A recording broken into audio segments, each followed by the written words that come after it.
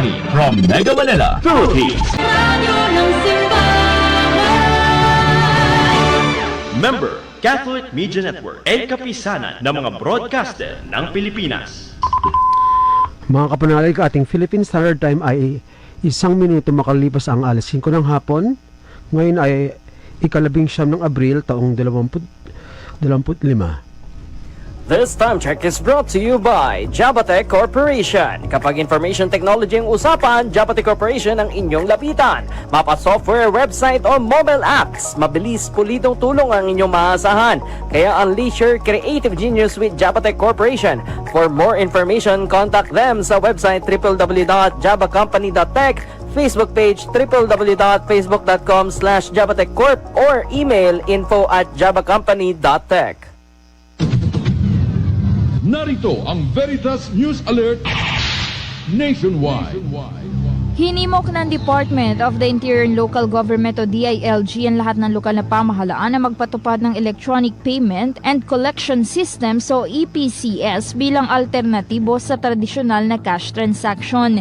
Sa Memorandum Circular, dapat gamitin ng mga LGU ang EPCS sa paniningil ng buwis, bayarin at iba pang local charges alinsunod sa isinusulong na digital transformation ni Pangulong Ferdinand Marcos Jr.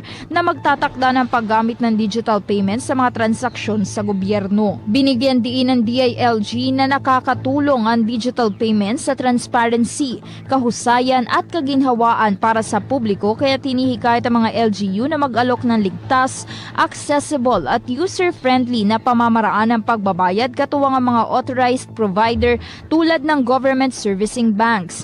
Kailangan ding magtakda ng malinaw na proseso sa paglalabas ng electronic billing at invoices alinsunod sa patakaran ng Commission on Audit at Bangko Sentral ng Pilipinas.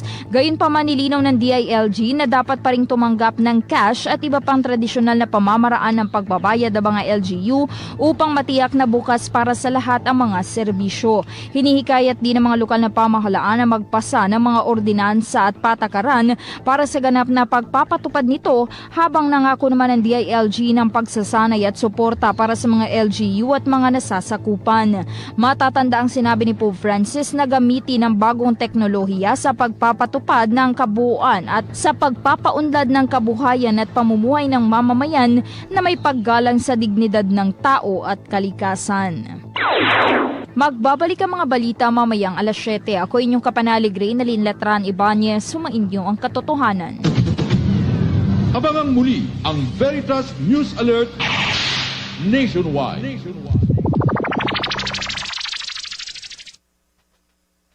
Diskurso totoo.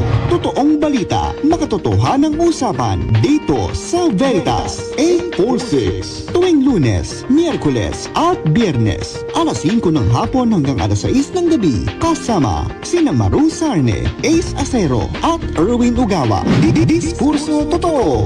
Makinig. Diskurso totoo. Mga kapanalig, let us bow our heads in prayer. In the name of the Father, and of the Son, and of the Holy Spirit. Amen. Father, as we navigate the waters and rivers of our lives, the emotional upheavals, the physical trials, and the uncertainties that cloud our paths, help us to feel your presence ever near. In moments when we are swept off our feet by the force of our challenges, and where our faith and resilience are tested to their limits, let us not be consumed by fear. Instead, kindle within us a spirit of strength and purity, that we may emerge not merely unscathed, but refined and more aligned with your will. Thank you, Father, in Jesus' name, and in Mama Mary's name we pray. Amen. In the name of the Father, and of the Son, and of the Holy Spirit. Amen.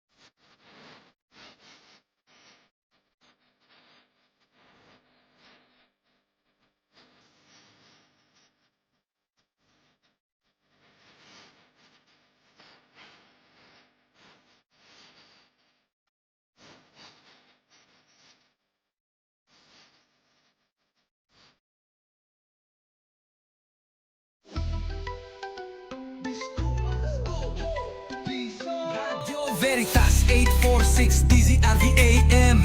Totoong serbisyo, diskursong makabuhan para sa bayan.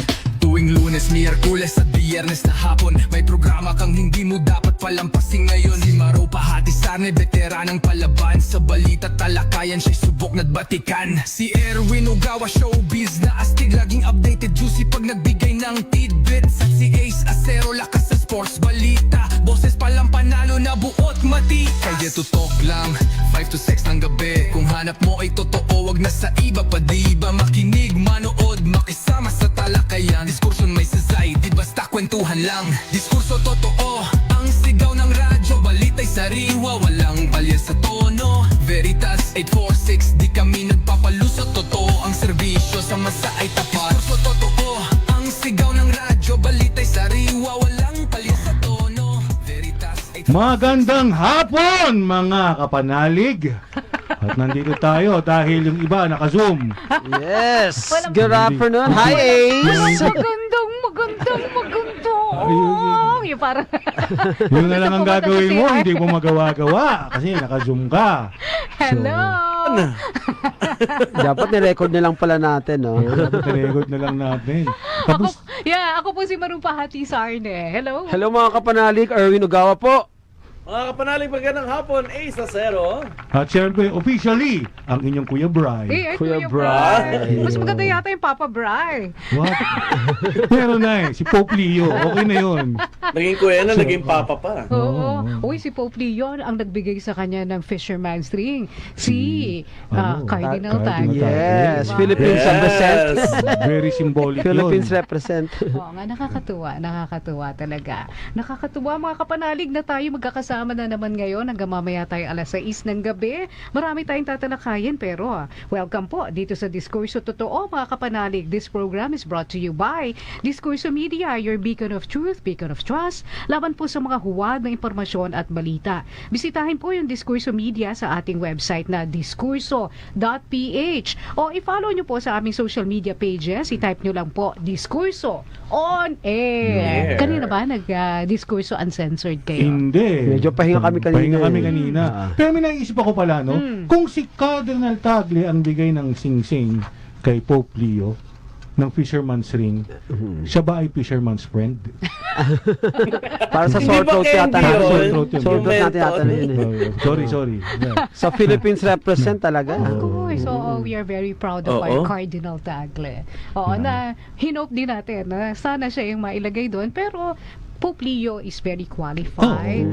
It is the Holy Spirit that guided us for them. Deserve.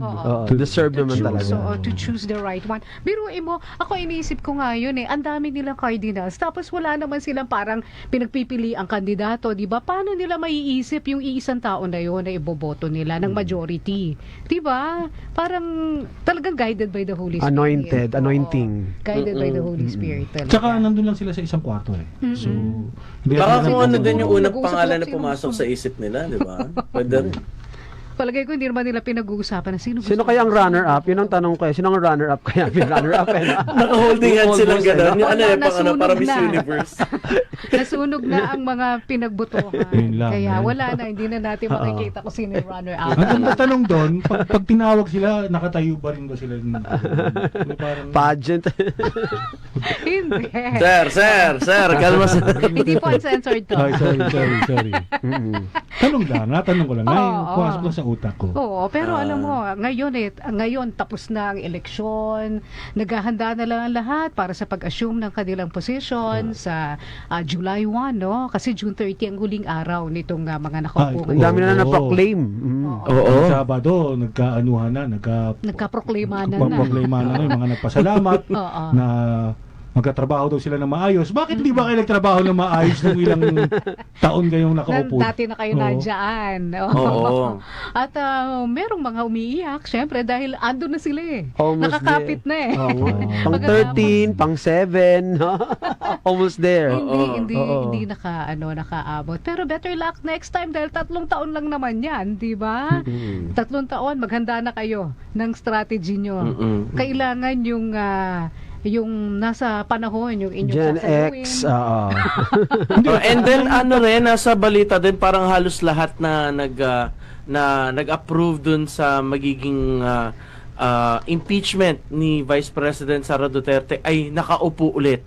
So talaga namang Nakapasok. Oo, ganun din sa Congress, no? Mukhang mas lamang yung grupo ng kabila kaysa dito sa Sa kabila. Parang patlo na sila ngayon eh. So hindi mo na malito ka na kung sinong pag sinabing uy yung sa kabila. Sino kabila?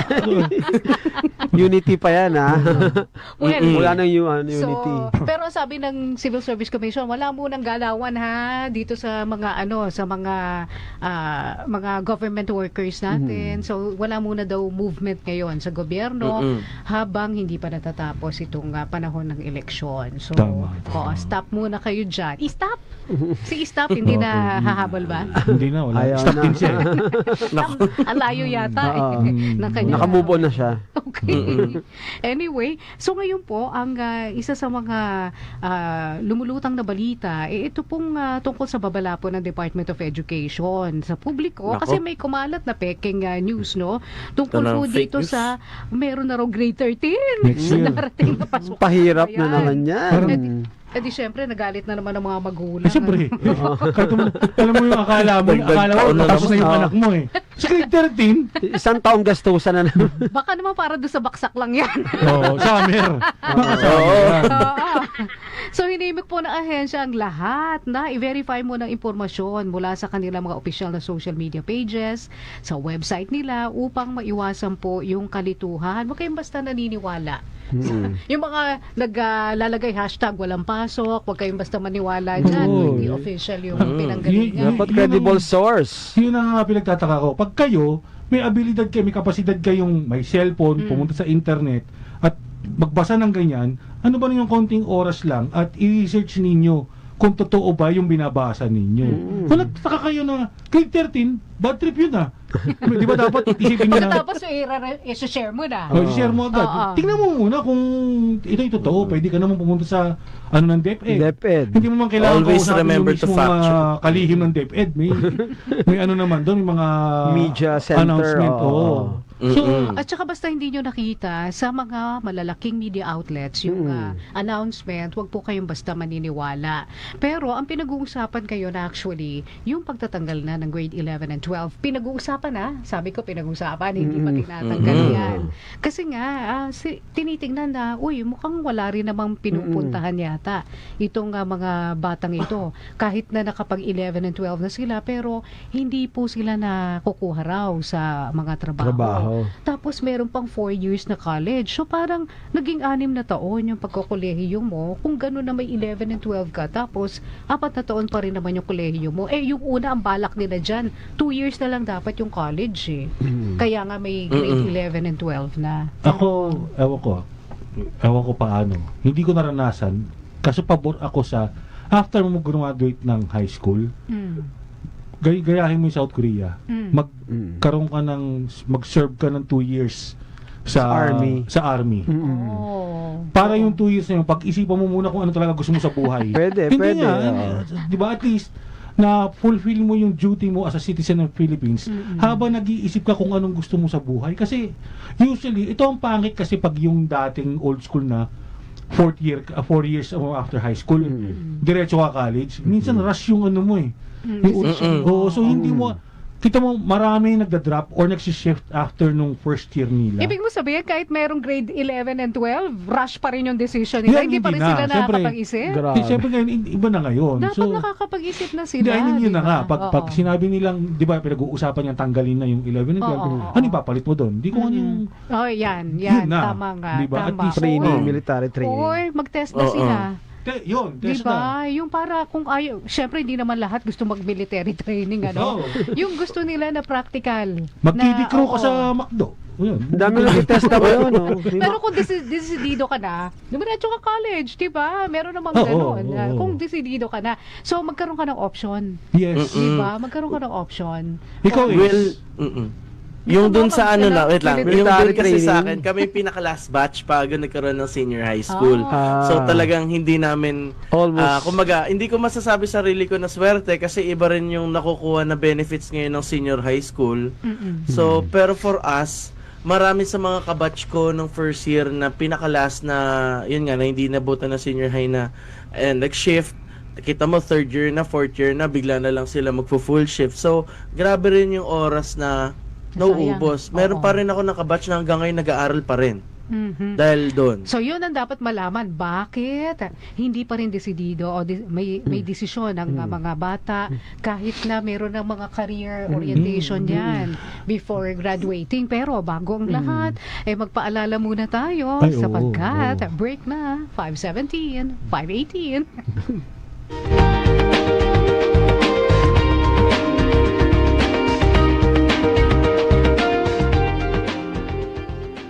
Diskurso totoo. Talagang everyday marami tayong natututunan. Talagang life is continuous learning, ika nga. Pero kung gusto mo na mas madami malaman sa maiksing oras, aba, mag-Hey Teach ka. Ito ang online educational portal na tiyak bubusog sa inyong karunungan. Mantakin nyo, may 2 million ebooks para sa sari-saring paksa na inyong kakailanganin para sa genuine learning. Hindi basta Google o AI lang, kaya kung hangad nyo na talagang matuto, log-in na sa www.heyteach.com. Uy, kapanalig! Narinig nyo na ba yung Only Care Card ng J. Aklan Medical? Alam nyo ba na pag kayo ay meron nito, ay 1 to sawa ang inyong check-up sa isang buong taon? Aba, kahit konting ubo o sipon lang, hindi ka na mag-aalanganin magpatingin, di ba? Konting iniinda, ipatingin agad yan. Mas maganda na yung sigurado ka, kaysa ay ugat pala ng mas malala na karamdaman yan. Kung gusto nyo malaman kung ano ang nagagawa ng Only Care Card ng J. Aklan Medical, log-in lang sa www.jaklanmedical.com. Maaari rin po silang i-text o tawagan sa 0963-662-6952 or mag-email sa corporate@jaklanmedical.com. Diskurso totoo. O may bagong kakapasok lang na balita ha, hindi po naproklama bilang party list. Ito pong Duterte Youth at gayon din yung bagong henerasyon party list. Ang sabi po dahil may mga kinakaharap pa silang mga kaso, kaya hindi po pinroklama ngayon ng Commission on Elections. So hindi nga yung akbayan. Kasi ang kanina nung narinig ko yan, ang pinapertain nila either akbayan o Duterte Youth. So, yun. Kasi Duterte naman, Youth. sobrang marginalized naman yata ng Duterte Youth. So, sino lang apektado sa budget? Kailangan youth ka na, Duterte. tas Duterte ka lang. Oo. Limited, No, very Duterte Youth, limited. kailangan hindi kamag-anak si Duterte na bata ka. Parang ganun ba? Hindi, biro lang. Ewan ko ba? Bakit kasi unang-una, bakit pinapasok yan ng COMELEC? Dati, naalala ko noon, sinuspindi nila o hindi nila pinapasok yung MAD party Kay, list ni Richard Gomez, di ba? Yung mamamayan, ayaw sa droga. ayaw sa droga. Super sikat ng dati. Oo, bakit hindi yun tinanggap dati? Samantalang, totoo naman, marginalized yung groups na, na mga ayaw sa droga o lumalaban sa droga. So, nung time na yon hindi sila pinapasok. So, ito, merong pangalan na parang hindi mo malaman, ano ba yung kanilang pinaglalaban, di ba? So, bakit ito Yun na pinapasok? nga. Again, someone has to explain to me ano ba talaga Ang party list. ang party list Oo. na maayos, no? Kasi ang pinaka short concise na explain sa akin dati is para sa marginalized sector. Pero ano yung mga marginalized sector na Sino yun? sila? Sino Oo. ba talaga? Kasi parang padagdag. Kaya katulad niyan. May mga yun nga, May yung- FPJ, Oo. Batang Quiapo. Sino? So ano ba, yung mga bata sa Quiapo lang. Oo nga. Di ba? Tapos kailangan FPJ pa pangalan mo. Ang mga tipong ganun, ano yun? Kaya Diba? nga. Anyway, may mga seryosong aligasyon daw na may nagpetisyon nga laban dito sa dalawang grupo na ito kaya hindi sila kasama dun sa mga naproklamang nanalo kahit na mataas yung mga botong kanilang nakuha. So with the proclamation suspension of the two-party list, the COMELEC is only slated to proclaim 54, ang dami party list groups with 63 seats. Dami, di ba? Marami pa rin. Alagulahan na naman Marami ako. pa rin. Akala ko ba isa lang ang pwedeng manalo na party list Oo. ng eleksyon? Bakit bigla naging 50-50? Isa lang ba ang dapat? pwede mong iboto. Isa lang ang pwede mong iboto. Isa lang Ipaproclaim, pwede mo iboto. ipaproclaim, ilan paproclaim? Pero basta't pumasok sila doon sa percentage na hinahanap, parang 1% yata of the votes nakakuha sila, they can be considered as winners. So pwedeng madami ang winners. Oo, Madami ang maraming winners. oo. Pero ikaw, na bumoto, isa lang yung binoto mo. Miss Mara, pwede magtanong, ilan ang dating pwedeng manalo lang na party list nung panahon niyo po? Ewan ko. Wala namang party list sa panahon namin eh. Hindi, nagkaroon na nung 1990s. 90s. Oo, dyan nagsimula yan. Ang naaalala ko lang party list yun sa PWD party list. Kasi sila yung pinaka talagang aktibo noon. Tsaka yung At saka senior citizens, di ba? yung MAD, yung kay ano nga. Kay Hindi Rigard nga siya Gomez. pumasok, di ba?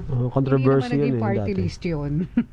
Anyway, yung akbayan na sinasabi mo, tsaka tingog, ang akbayan ng first, tingog is third, sila ay eligible for 3 House seats each. Kasi ang nakuha nila mga boto, mga 2,779,000 ang akbayan. Tapos ang tingog naman ay 1,822,000. Pero mo, so considered ka bang congressman officially pag nanalo yung house mo, Pag nanalo yung party list mo, yung party list mo? oo, congressman ka. Oo, tatlo kayo, di ba? Tatlo kayong congressman. So para saan pa yung congressman na solo? Bakit hindi nila nag-party list lahat, di ba? Kaya nga yung iba na hindi na nanalo, kapag ginagamit yung mga pangalan nila, nagpa-party list sila eh. Kasi minsan, lalo na kung kunyari, papalabasin nila na yung first nominee nila yung mga sikat na tao, o kaya yung endorser ng party list sikat na tao, iisipin ng tao, ay, ito yata yung tumatakbo dito sa party list na ito. Katulad nung ginamit yung Ambatang Quiapo, ang isip ng iba, ang Connected kay tumatakbo ano, si Coco Martin. connected kay di ba? Coco. Yan, ganun ganun yung yung laro nila ngayon. Kaya dyan sa mga pala party parang list. nung nakaraan, nagsabi, hindi ko alam kung sino yung gobyerno ba or administrasyon ang nagpapabawal na nagamitin ang mga teledrama. Dapat naman. Tsaka Oo. ano ba yung isa pa, basta may pinagbabawal pag gamitin is Pangalan ng mga ano. siguro artista, celebrity. Kasi Oo. parang nagiging clickbait no? Makikita mo na sikat tapos yun. True. Kaya, tayo naman, nagpapauto. Kaya, Sa akin naman kasi, paliwanag kung ano yung pinaglalaban ninyo. Di ba? Kung pwede naman, gamitin mo yung PJ kung gagamitin mo. Basta paliwanag mo sa akin na lahat ng panday sa Batangas, yun yung ano mo. Meron pa yung Yun, Pacman, di ba? May yun, one Pacman Panday. pa ata, I believe. Di ba? ano yan, Reyes? Meron din sila ng party list sila. Ang alam ko, ang one Pacman naman, ang nire-represent daw ay mga boksingero. Tapos yung yung Bicol ba yun? Yung Ako Bicol. Oo. Ang Mga nakita ko Bicolano. sa plataforma nila na yun, or I don't know, dun sa parang video nila na advertisement is, ang nakalagay yung para dun sa railway papuntang Bicol. Mas papagandahin daw nila. Oh my goodness. Alam mo, yung mga representatives nila dyan, pwede nang gawin yun, di ba? Representative sa Bicol. Yan nga, hindi natin maintindihan. Mag-unify. Mag-uusap lang kayo eh. Oo. Mag-uusap lang kayo. Tagagawin nyo to. Ba't kailangan ba? Comelec, ano ba talaga ang totoo? Oo. Bakit? Oo, sino ba yung mga pinag-accept nyo dyan? Parang questionable no? Oo, kasi alam mo, meron akong kaibigan doktor dati na nag-apply for party list. Sila naman, ang gustong i-represent mga may mental health problems. Yun ang kanilang, mukhang, marginalized talaga ito. Di ba napapabayaan sila yung mga may mental health problems. Pero hindi tinanggap ng Comelec yung kanilang yung kanilang aplikasyon. Ang sabi, kulang daw sila sa parang membership. Yun yung sinasabi. Kulang-kulang. kasi mental health yung Literal. nila. Kulang-kulang daw sila. Oo, mahirap. Mali yun. Literal. Pero diba, yun na nga, kaya sa susunod siguro, dapat kailangan ipaliwanag na nila ano ba ang marginalized. Gaanong porsyento ng populasyon natin ang dapat na i-represent nitong mga tumatakbo na ito. Ang counted. At bakit? Di ba? Kasi lahat gustong maging congressman. Bakit? Dahil? May pwesto sa gobyerno. Budget ba yan? Hindi lang yun. Bakit? Ayun na Bakit? yan. Kaya Yun ako naman talaga. Diba? Hindi na para tumulong eh. Minsan ganyan ang nangyayari. May Dahil alam nila. ulterior motive. Oo, Ika lalo nga. na kung may ipapasang batas, merong ano dyan. May barrel, diba? siyempre. Diba? May lobbying. May wagang barrel. Oo, may lobbying. May lobbying. Oh, anyway, hello sa ating mga pakinig na mga kapanalig natin. Si Ronnie Ison, tsaka si Emily, Avino, Hello po. Pandong, si Magandang Elita hapon po. Prades, congratulations daw kay Faye. At ayun ating mga kapanalig na nakikinig sa atin ngayon. And of course, pwede rin po kayong mag-post dito sa DZRV 846, yan po yung ating Facebook page. At totoo ba yun? Na kaya, di ba, binalita natin nung last week na bago na yung OWA chief, OWA Oo, yun nga. Yes Gusto po. ko malaman, bakit? Ano nangyari? Ba't bigla nagkapalitan? Siyempre sikat yung dating head niyan, di ba? Kilala mo yun, di ba? Arnel Ignacio, host, Di ba? actor, singer. Singer ng Journey. Hindi. Arnel Pineda. Arnel Pineda Ignacio. pala. Arnel Pineda pala yun. Yan. So, ano ang katotohanan? Totoo ba ito? Yung issue na 1.4 billion daw. Pambili daw ng lupa. Yung ba ang Grabe dahilan naman ang kaya? laki nun. Hindi, Oo. binili naman, ang pagkabasa ko, no, pagkaintindi ko, ibinili naman. Kaso hindi sa sanction. Hindi, kumbaga, hindi necessary. Hindi kailangan. Hindi pinaalam daw sa board of members ng OWA. So sumigil lang. Oo, sumigil lang. Ginawa naman niya, kumbaga, may resibo, may ano naman. Kaso nga lang, hindi to pinayagan. Marami siyang na-bypass ng Marami mga siya tao. na-bypass. ng mga Ganun tao. talaga. Pag si yun daw, kasi bypass nga si Arnel. Well, edi imbestigahan at bigyan ng pagkakataon si Arnel Ignacio na magpaliwanag. Sana. Oo, kaya Sir Sir- Arnel, dito Game, na. punta ka. Game na. Tara Sa dito. diskurso totoo. Magpaliwanag. Ipaliwanag mo naman ito para maliwanagan ng Open ating kami, mga open kami kapanalig. dito sa diskurso. Diba? Anyway, mamaya, meron po tayong balita tungkol po dito kay President Joe Biden na meron po palang karamdaman at pag-usapan natin kung ano yung kanyang karamdaman kasi pwede pong mangyari ito sa mga kalalakihan dito Actually, sa Pilipinas. napag-usapan na natin to before. Medyo pero bitin yung usapan Oo, natin. nabitin tayo last time eh. Okay, so mag-break muna tayo. Magbabalik ang Diskurso totoo. Yan.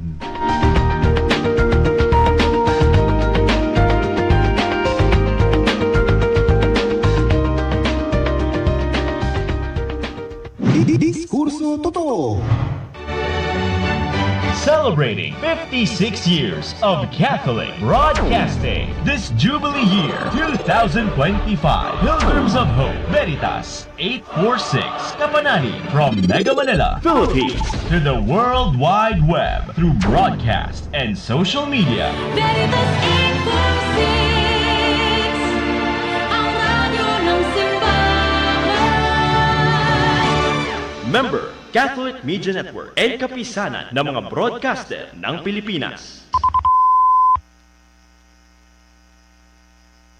Time check, 30 minuto makalipas ang alas 5 ng hapon. This time check is brought to you by Japatec Corporation. Unleash your creative genius with Japatec Corporation. Balikan lang natin ang RWE mga kapanalig. Alam nyo ba na para sa maliit na halaga ay tiyak may matututunan ng inyong mga anak sa larangan ng basketball? Yes, for only 6,500 pesos, may 10 sessions na ang inyong mga anak na siguradong magle-level up ang kanilang galing. Kaya rise, work, excel, and elevate your game dito sa RWE Basketball Academy. For more information, log on to website www.rwebasketball.com or Facebook page www.facebook.com/rwebasketball. Matibay at solid ba ang hanap mo? Parang Aklan Construction yan. Matibay lahat ng gawa, maliit man o malaki. Yaring-yari na talagang high quality. Kaya para sa mga construction projects na pangangailangan, andito lang sa Aklan Construction. For more information, contact 0977-830-5319 para sa mga detalye. Diskurso totoo. Okay, balik po tayo dito sa Diskurso Totoo. At ngayong pag-usapan po natin, kasi po natuklasan na si ex-President Joe Biden ay mayroong po palang prostate cancer. Naku. And it is an Naku po, aggressive sakit. one. Oo. Paano, gaano kalala na? Paano aggressive? Stage 4. Yun ang sabi, stage 4. Kaya ngayon, alamin natin na sa isa pong napakagaling na urologist mula po sa Philippine Urological Association at ngayon nasa Lourdes Hospital po siya. Wala po iba kundi si Dr. Ryan Cablitas. Hi, Doc Ryan! Doc, magandang hapon. Magandang hapon po. Maraming salamat sa inyong pag-imbita ngayong hapon at makakatulong sana po ako sa kaunting kaalaman ipapamahagi sa inyong lahat ngayong hapon. Okay, sige. Sana makita natin si Doc doon sa ayan. Nandiyan na siya. Ayan, Okay. yan na si Doc. Oo, Doc, oo, yun nga po, ang balita nga po si ex-President Joe Biden ay meron pong stage 4 prostate cancer. Bakit pa, Doc, ganyan na parang late na nakikita na may prostate cancer ang isang lalaki? At kuminsan niya, pag natuklasan nga, stage 4 na. Okay, so buti nga, pinabalita mo sa akin na mayroon palang kanyang balita ngayon. So talagang napag-google agad ako at para may konti man lang po alam, no? So unang-una, in general, ang prostate cancer bilang sakit ay isa po siyang, may 3 pong risk factor yan, no? Na-establish by studies ever since, no? Ang edad, race, at saka family history. Okay, the fact na matanda na po siya, it itself ay isang risk factor na po. Okay? So, mas tumatanda, mas dumadami maaari mayroong may prostate cancer maski hindi yun ang dahilan ng kanilang pagkamatay o pagkasawi. Okay? Marami ring mga prostate cancer na pag tumatanda ang lalaki ay nadedetect na lang kapag nag-routine screening. Kaya minsan nag-screen kapag may nararamdaman o may kakaiba na nakasama napapansin sa ibang mga test. Okay? So, hindi rin lahat niro-routine na pinapagawa ng test or screening test kasi sila nga sa Estados Unidos saka nagsasabi ang mag-screen ka lang sa mga edad na kung saan Vulnerable na. pakinabang sa ganong edad, no? As early as mga 50s or 45, no? Up to around 70s or 75. Okay, kapag lumpas sa ganong edad, kadalasan kasi hindi na advisable.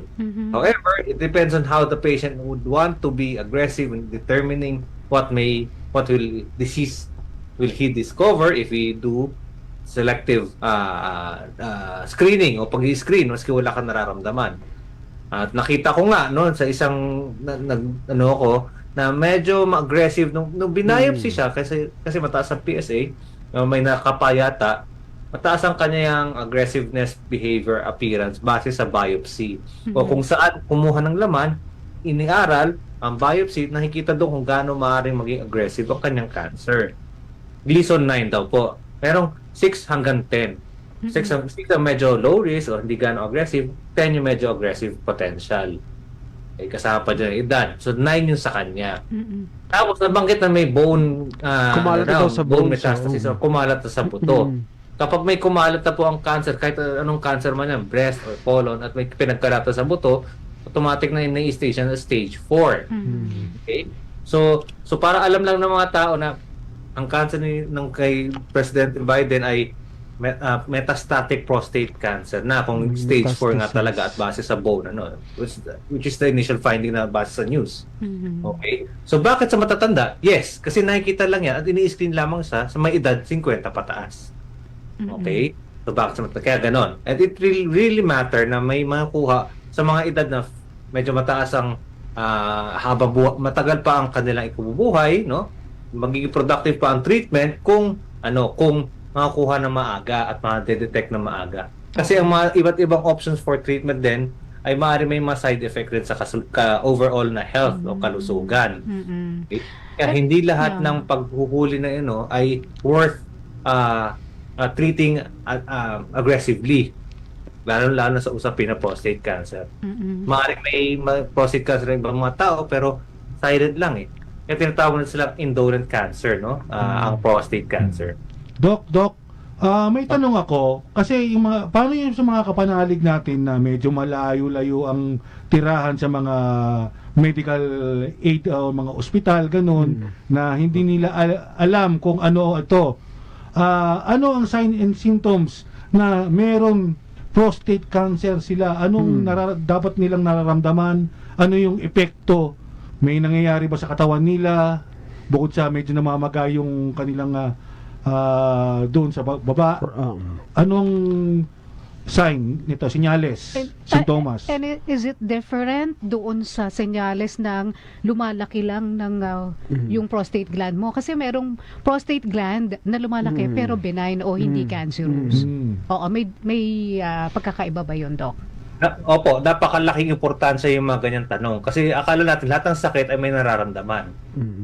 Kaya to may tinatawag po na screening, no? Ang mga pasyenteng ini-screen ay walang nararamdaman. Gusto natin kasi makahuli habang maaga pa kung may cancer man. Katulad ano ba mga cancer? Colon cancer, ini-screen by colonoscopy. Breast cancer, ini-screen by mammography. Okay? So other cancers can be screened kasi itong katulad ng prostate cancer, maaari magpresenta maski may cancer ka na, wala kang nararamdaman. Okay? Makikita na lang yan kadalasan no, for years no, or decades. Ang PSA nagiging basihan namin kapag bataas, red flag yan. Imbestigahan nga natin. Pero hindi namamaga yung ibaba Walang namamaga. Oo. Wala kang makikita sa labas kasi ang prostate hindi natin makikita. Nasa loob. Sa mga kalalakihan po, no? So, nasaan ka man, probinsya man o liblib na lugar, ang prostate cancer ay almost always, no?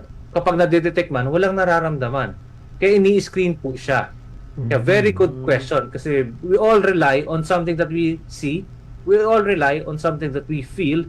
We all rely on something that we sometimes even smell. O anong nakikita. Well, apparently, ang mga ibang cancer katulad ng prostate cancer ay ini-screen. Doc, question lang, is it possible na mamatay ka sa prostate cancer without even you knowing na namatay ka na pala sa prostate cancer because una sa lahat, of course, you didn't know na you already had the symptoms? Hindi kasi 'di ba sometimes totoo ba, Doc, it happens sintomas sa ibang cancer patient. Ang prostate cancer kapag mamamatay ka man dahil dito ay maaaring andyan na siya for at least 7 years, no, para magpresenta siya with what? Bone metastasis, kumalat sa buto, kumalat sa spine mo, kumalat sa utak mo, kumalat sa baga mo. Lahat 'yon mararamdaman mo na, magsisintomas ka na. Kaya hindi pa sinusurpresa ka na lang. Kaya may iba mga studies nga dati, ino-autopsy ang mga matatanda na matay sa ibang masakit pero nung na-autopsy meron pala silang prostate cancer. And they did not die because of that cancer. Yung metastasis na ikinamatay. Pero Doc, hindi ba nagkakaroon ng dugo sa ihi, nahihirapang umihi, ang isang may prostate cancer? Pwede po. Kaya po ganun, kapag medyo may kasama at may kaakibat na paglaki, no? Pwede rin po kasi may BPH component ang isang prostate gland. Merong ibang lugar doon sa loob ng prostate gland na may cancer. Okay? So, kung isipin natin na may ibang prostate cancer, hindi siya isipin isang prutas sa mansanas, hindi naman lahat yan ay bulok or may sakit. May ibang areas na maaaring potentially maging katakot-takot na cancer. Kaya po ang pag-biopsy ng prostate cancer, kailangan nakaasinta ka kung saan talaga nakasuspetsa, maaaring meron yon. At paano makikita yon? Sa pamamagitan ng MRI. Na maaaring ganun rin, alam ko ganun rin ginawa kay President Biden. Doc, may mga bawal po bang gawin o kainin para maiwasan tong prostate cancer? Para iwasan ng cancer, very general kasi ang cancer na preventive diet, yung mga anti-inflammatory, antioxidants, no? So, as of now, walang hard and fast na parang rule para to avoid this, to avoid prostate cancer, you should not eat meat. Although, may mga recent studies na marami nagkakaroon sa mga meat-loving eating countries na may relasyon sa prostate cancer pero hindi pa solid evidence po yun. Oo.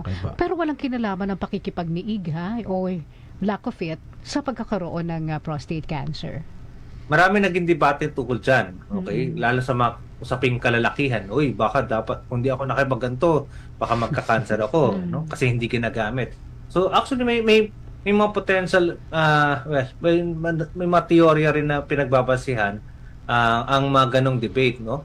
Kaya, although hindi pa ganong ka-established na sexual activity or lack of it will lead you to having prostate cancer. Okay? Okay. So, debate yun eh. Kasi binabalikan ko rin yung mga ganyang tanong, meron ba talaga? O nirarason lang ng mga playboy na lalaki na para yung sila, matandang their ticket towards their Paano life. ba yung matandang kaugalian ng mga lalaki, bawal na ba yun pag may prostate? Yung pag natutulog ka, hawakan mo yung ano mo. Parang iba ata. Wala naman po, actually. Pampainit. Pampainit eh. Di ba? Pag nilalamig ka, yun ang ginagawa ng lalaki. Hindi naman po. Pero kasi, ang mga ganun naman po, yun nga, babalikan natin ang foundation. Bakit maaaring magkaroon? Base sa risk. Edad, lahi, at saka race po ang mga established factors for you to have a higher risk of prostate cancer. Kaya yung mga magkakamag-anak na may mga tiyuhin, ama, kapatid na lalaki, pinsan, no? Mga lalaki magkakamag-anak, sila po ang may significant family history risk of having prostate cancer. Kaya mas bumababa, imbis na 50 pataas, naging 45 o 40 pababa, 40 anyos ang initial screening year for prostate cancer. And the first screening is yung digital rectal examination. Traditionally may DRE, no? Although ngayon pumapasok na sa eksena ang PSA plus paggamit ng MRI kapag mataas ang PSA. So hindi lang blood, Doc? Hindi lang blood test? Blood test will be the most of the time most basic na ginagawa pang screen. Okay. Yung PSA po, prostate specific antigen po 'yun. Kapag mataas, no? Usually greater than 4 in general, pero depende sa age specificity. No, kapag mataas, magduda ka. Wala namang masama magduda kung gusto mo imbestigahan, maaari mag-offer ng MRI kung meron ba talaga makita sa MRI na kinakailangang i-biopsy if there's a doubt of having prostate cancer. Pero Doc, di ba meron kayo ibibigay na libreng DRE sa mga tatay this coming Father's Day? Meron pong event ang Philippine Urological Association po, no? Ito po ang Men's Health Awareness Month, no? So not in particular lang ukol sa prostate cancer, pero kasama dito ang prostate cancer. Kasama dyan prostate diseases, pagmalaki ng prostate o pagmalaki ang prostate at tawag ng benign prostatic hyperplasia. Okay? So tawag po dito ay tayo na. Okay? So ito po ay isang face-to-face lay forum sa mga urologic training institutions in the whole country. Okay? So meron tong mga volunteer DRE centers kung saan mayroon mga libreng lecture mula alas 8 ng umaga hanggang alas 12 ng tanghali sa June 14 po, no? Sabado po ito. May libreng konsultasyon after ng lecture, no? So ang lecture mga 10 to 12 na consultation. Depende sa dami na mapupunta at magpupuntang mag-a-avail ng libreng konsulta. So sa mga inyong mga urologist sa Metro Manila, sa Luzon, Visayas at Mindanao. Ano yung mga ospital na yun? May 14 po na ospital, no? From Metro Manila, UST, UERM, PGH, Jose Reyes, St. Luke's, Veterans, V-Luna, sana wala akong nakalimutan, sorry sa mga So, East Avenue Medical, di ba, no? Ilocos, Paulino Garcia in Cabanatuan, Batangas Medical Center, in Batangas City, West Visayas, and Bacolod, Corazon, Locsin, Vicente Soto in Cebu, Southern Philippines in Mindanao, in Davao, Cagayan de Oro, and yun. Sana wala nationwide. Anong date nga uli yan, Doc? June 14 po, June 14. after 2 days after ng araw ng ating kalayaan, Independence Day. Sabado po yun. June 14, morning. Pero si Ace, pwede na ba siya? Kahit hindi pa siya tatay? At saka, 20 okay. ano ka ba? Hindi na kinakailangan pang tatay lang, pero in celebration kasi ang June, di ba? Father's Day, celebration kasabay ng independence ng ating bansa. So, kaya talaga na, it's a men's health thing. Right? So, pati mga may kinalaman sa UTS, lalaki, hepatitis, and sometimes even erectile, genitourinary problems, erectile dysfunction, ipagkonsulta dyan. Kasi kaakibat yan ng urologic men's health. Gusto kong umatin doon. Relate. Doc, nako, thank you so much. Thank Doc, you po ulit. Kung gusto nilang magpatingin sa iyo diretso, Doc, saan ka ba nila matatagpuan? Tilang po ako sa UERM, sa Lourdes Hospital, at saka sa San Juan de Dios, no? So doon po ako nag-click ng pang private. Minsan po may sa Quezon City General Hospital at saka sa Jose Abad Santos General Hospital po sa may Binondo. Oh, doon ka na rin pala, Doc. Uy, Japan trained ditong si Dr. Cablitas, ah. Ayun. Doc, thank you so much again. Maraming salamat. Thank you, Doc. Thank you, Doc. Thank you, Doc. Kablitz. Thank you po Salamat po. sa suporta sa amin po. Okay. Mula po sa Philippine Neurological Association at June 14, wag kakalimutan, libre yung lecture. Yan. Meron pang pa-take home na mga medicines. Oh, di ba? At saka May May mga kanya-kanya po freebies. mga freebies at minsan gamot or sometimes Oo. pagkain, di ba? May Oo. kanya-kanya po mga gimmick ang mga institusyon para ma-entice ng mga kalalakihan para magkonsulta, no? Yeah. Hindi porke kalaki, hindi tayo nagkakasakit. Tama, True. tama. Isama nyo ang mga loved ones ninyo pag pupunta kayo dyan. Para at least, di ba, hawakan ng kamay, hawakan ng Ayan na. Mark the date. take home. Doc, Hawakan ng thank you take so home. much. Maraming salamat. Thank you po. Salamat Thank you, po. thank you. Magandang hapon po sa inyo. Magandang Dr. hapon po Ryan ulit. Cablitas po. Magbe-break muna tayo. At Ayan, muli. magbabalik ang Diskurso Totoo.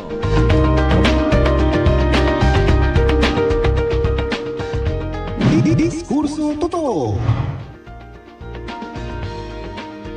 This segment is brought to you by Perky Pets, ang kakampi ng inyong alaga sa kalinisan at kalusugan. Hihintayin nyo pa ba magreklamo mga alaga nyo?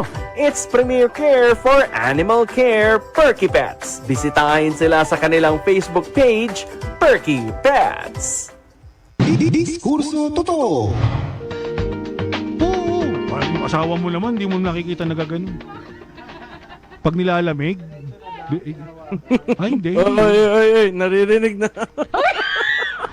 Bumalik na pala narinig kami ang kasi sinabi mo, kasi Kuya Bry. Nagdidiskurso kami. Maganda yung usapan eh.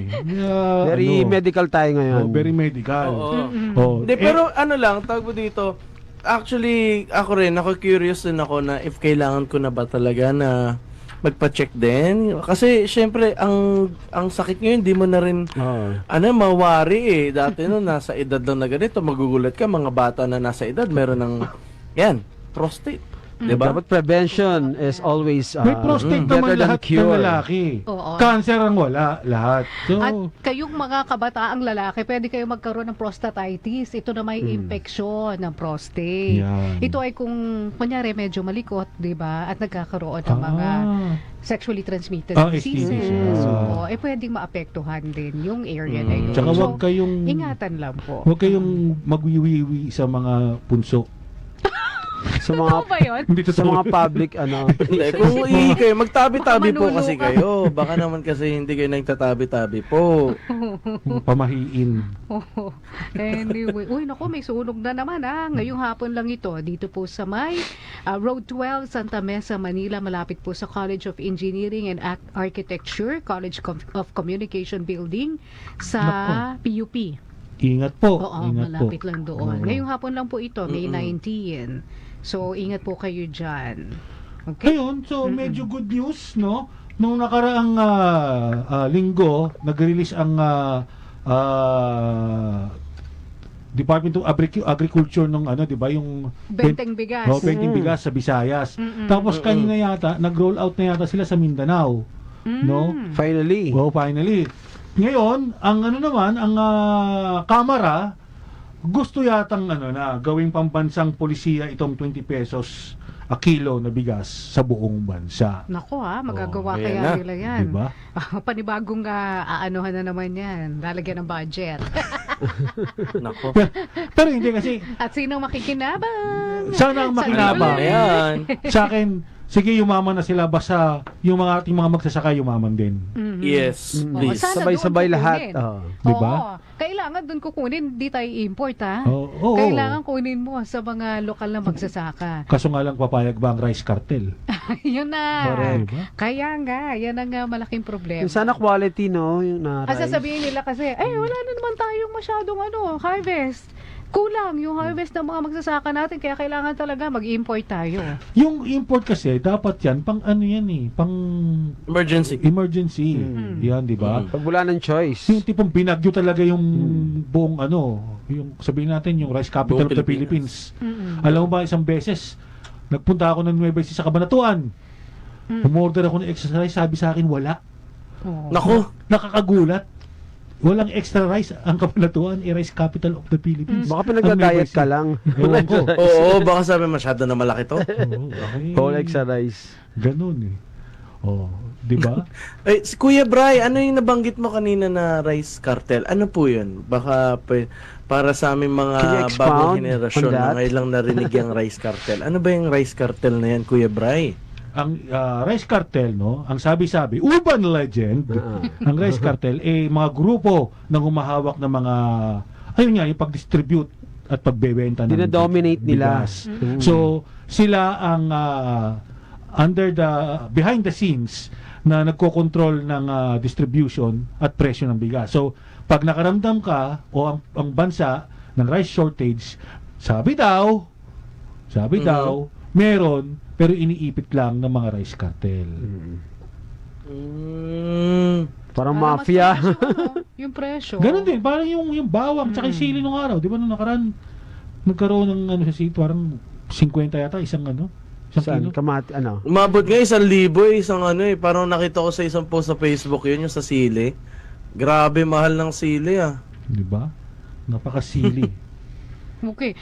Pinag-usapan natin yung tungkol dun sa senior high school, di ba? Oh. Ang magkakaroon ng pilot run nung bago nila, ni-revise nilang curriculum para sa senior high school. Magkakaroon daw ng mga training ng mga courses for Tech Pro, for agriculture. So, yan yung mga ilalagay. Fisheries and arts. Magkakaroon din daw ng training for the core subjects at training sa mga school heads na para maging ready sila dito sa implementation na ito. So, yun yung mga isasali ngayon dito sa ating revised senior high school. Dadagdagan or may option kang kunin ang course na yon sa senior high? Parang elective ba tawag dyan dati? Walang sinabi rito kung idadagdag ito Pero mukhang magiging core subject. So, ibig sabihin, main subjects itong mga ito. Sakit sa ulo niyan kung estudyante ka kasi iba-ibang kurso yung papasukin mo araw-araw. Saka Ito hindi mo yung gusto. bagong 5 subjects daw. Effective communication o mabisang komunikasyon. Yan, pwede yan. Life Basta. skills, general mathematics, general science, at pag-aaral ng kasaysayan at lipunan Pilipino. Yun. Sibika at kultura. Oo, yan yun yung mga Kailangan idadagdag. yan. Pero maganda yung matututo Ikaw, ang mga estudyante mananim, di ba? Para mas lalo naman nilang maintindihan kung saan nanggagaling mismo yung bigas. Hindi yung nakikita lang lagi Diba nila elementary, pinagtatanim tayo? ihahain Meron na. tayong e-cap, di ba? Oo, Dati. elementary, Oo, nagtatanim. ako, lalo nung high school, nagtanim talaga ako ng samaan ng loob eh. Yan ba yung Ayaw tinanim mo mo bumalik sa kasi? school mo. Pero kayo Ace, wala na. Hindi na kayo pinagtatanim. No Hindi, elementary. kasi sa amin nun, ang tinuro lang sa amin, paano ilalagay yung sibuyas sa tubig na nakaano sa Tanim mo, yun lang. tanim mo, Tapos niluto tanim mo mo na na sa yun, ano, sa amin bulak, na yun, kung gusto munggo sa namin bulak, itanim, di ba, may ganun? o kainin na lang namin. Yun na yun, that's it, end of story. Kami pinagtatanim ng pechay, ano pa yung mga spinach, ang dami. Elementary Pero ako, munggo. Kamatis. pabor ako dyan, yung mag-focus sa agriculture, not naman buong, yung buong high school mo, pero yung mabigyan ng value na ang agriculture marangal Dapat. na trabaho at Oo. very valued sa community. Kasi ang nangyayari tuloy ngayon, alam mo yun, yung kunyari yung magsasaka, sabihin sa anak niya, magdoktor ka na lang, anak, patatapusin kita para hindi tayo maghirap. Pero siyempre, yung anak naman, ayaw na balikan yung yung agricultural nila. 'Di ba? So in short, kulang tayo sa mga bago o batang mga magsasaka, no? Oo, Medyo, kasi iba yung I mean, parang naging stigma na tawag ito, pag magsasaka ka, mahirap ka lang. Oo, ganun. Hanggang ngayon. 'Di ba? Pero kung tutusin, kita mo sa States, 'di ba? May mga hardworking farmers na malakas kumita. Sila lang mismo, 'di ba? Oo. Alam mo sa Japan, ang gawain nila, yung tabi ng bahay nila may sarili Doon silang na farm. mismo. Kahit maliliit lang. Kasi pang sarili lang nila na na harvest para lang may sarili silang bigas. Parang doon sa mga probinsya, ganun ang yung the common thing that they are doing. They have their own farmlands and also yung mga vegetables. doon na sila Kahit mismo isang hektarya lang kumukuha. Oo. Actually, wala pa nga isang hektarya yun. Kahit kalahati. Oo. May kilala ko sa Sagada, Maliit lang. nagtatanim lang kalahati yung halaman, kumikita siya malaki. Mm-mm. O kaya yun nga, to sustain yourself, di ba? Para sa inyo lang. Hindi ka nabibili sa labas. Ay, di ba nung pandemic, nagawa naman natin yan? Oo. Di ba? Yung mayroon tayong mga vegetable gardens kasi nga hindi tayo makabili sa labas. Bakit ngayon nakalimutan na naman natin? Kasi Pagdating nagtatrabaho naman na sa naman tayo bigas uli po, sa labas. siguro ang nasa isip ko lang, kaya din naman siguro, well, hindi ako sa batch ko at sa mga naging kaklase ko noon, ni isa wala akong narinig na gusto maging magsasaka, of course. Kasi nga, stigma nga is kapag magsasaka nga, Walang nangarap na maging magsasaka. tulad nga po na sabi niyo is mahirap. Pero hindi po kaya feeling ko yung may kinalaman din yung binanggit ni Kuya Bry na rice cartel, kaya hindi rin nadadagdagan ng mga magsasaka sa bansa natin dahil kung sino lang yung mga kilala at well-known na farmers ng bigas, they want to keep it as it is. Ayaw nilang madagdagan yung numbers nila para madaling ma-manage. Baka sinasabi mo mga hasindero na, yung mga talaga. Yeah. Sige, sabihin na natin hasindero, yan. Yung mga yung mga rice lords. Well, sabi ni OG, ano ba yan? OG Sarmio. Nagalit. Nawala, ano ba yun? Sabi ni OG Sarmio, Sornito, hindi po bago, binawasan nga po, kaya ginawa na lang 5 core subjects. Sabi niya, si Jimmy E. Capistrano, bumabati rin. Beth Ramos, say hi to Brian, kilala ni Joseph Ramos. Oy. Ikaw ba yun? Yes, ma'am. Beth Ramos. Opo, Tita Beth. Angeli M. Petrache, Mare Puti Boy. Ano yung Mare Puti Boy? Tapos si... hello Brian Afavia, sabi ni Beth. Si Mary Aya Enz, Anthony Mercader Papelieras, listening from Marikina City. Sinong bet nyo harap sa NBA Finals? Ako, New York Knicks versus Oklahoma City Thunder. Kaya na Ace yan. Ikaw, Ace. Tapos magcha-champion ng New York Knicks. Nakakalungkot na balita, nalalaglag na ang Nuggets. Hindi kinaya nila Jokic ang Oklahoma Thunders. Sad to say. So, this is the 7th time na po so far since 2000. Ito po ang first semifinals na wala po ang Big Three or ang sinasabi nilang the big ones, which is Nuggets, Lakers, Warriors. Yan. So wala po si LeBron, walang Curry, wala ring Jokic. So lahat po ito ay talaga namang kaabang-abang po siya dahil yun nga. Sino yung ang mga kilala natin superstar? wala din. Kasi yung mga superstars wala eh. Hindi, ang tanong doon, once na naging champion sila, kaya ba nila i-maintain yung yan ang tanong. Streak na yun. Okay. Anyway, yung sunog daw po sa Road 12, Anoana Street, Barangay 628 Manila. Ayon po sa BFP Manila, itinas na po sa 4th alarm. Pinaniniwalaan po 25 taong gulang na bata ang naiwan sa loob ng nasusunog na bahay. Unfortunate. Very sad po yan.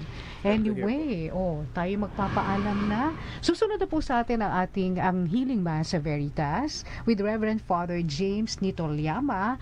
At syempre, kami po ay babalik naman this Wednesday, alas 5 hanggang alas 6 po ng gabi. Kami po ang inyong mga kapanalig. Ako po si Marupa Hatisayne. Ako po si Erwin Ogawa.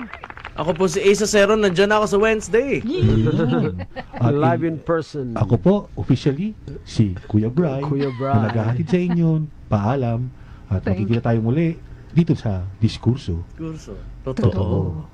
Bakit ang lungkot? Kuya Bry.